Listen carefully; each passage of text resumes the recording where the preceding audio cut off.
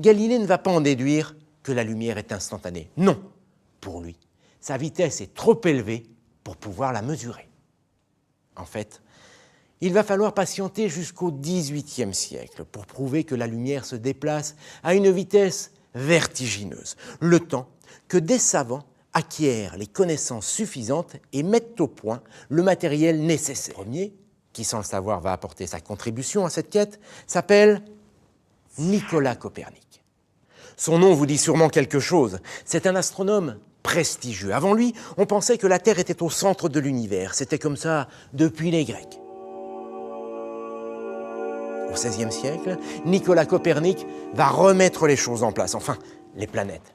L'astronome va montrer que le Soleil est au centre du système et que toutes les planètes tournent autour.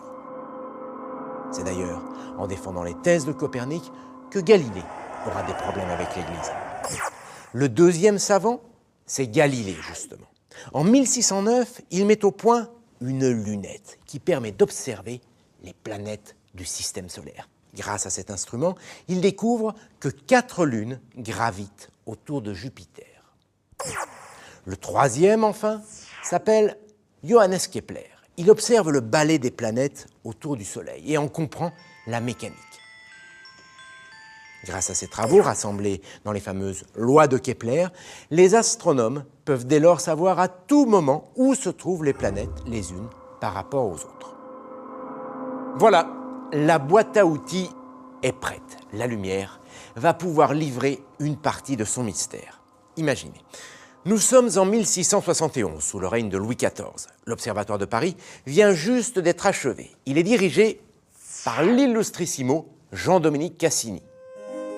À l'époque, c'est une personnalité très importante et très respectée en raison de ses tables, les fameuses tables de Cassini. Rien à voir avec la gastronomie, Jean-Dominique Cassini a la tête dans les étoiles. Grâce aux lois de Kepler, il a calculé et déterminé les jours et les horaires des éclipses de Io, un satellite de Jupiter. Autrement dit, il sait quand précisément cette lune disparaît dans le cône d'ombre de Jupiter, c'est ce qu'on appelle l'immersion, et quand elle en ressort, c'est l'émersion. Ces données sont rassemblées sur des tableaux, un peu comme les horaires de marée aujourd'hui, les fameuses tables de Cassini. Cassini est perturbé. Ça fait pas mal de temps qu'il observe Io et il ne comprend pas.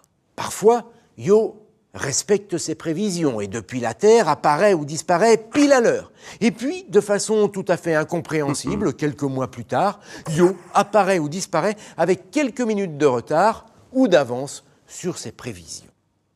Que se passe-t-il? Olaus Rømer, astronome danois, invité de Cassini à l'Observatoire de Paris, va proposer une solution à ce problème. Les planètes, on l'a vu, tournent autour du Soleil dans un étrange balai. Imaginez, la Terre se trouve ici, Jupiter là. Io entre dans le cône d'ombre puis en ressort à 22 heures, comme prévu par les tables.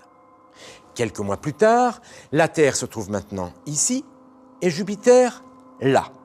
La distance qui sépare les deux planètes a augmenté de 75 millions de kilomètres.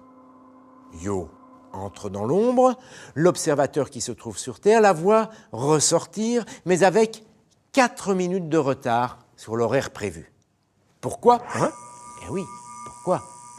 Eh bien parce que la distance entre Io et la Terre a augmenté et que les 4 minutes supplémentaires correspondent au temps nécessaire à la lumière pour qu'elle parcourt cette distance supplémentaire.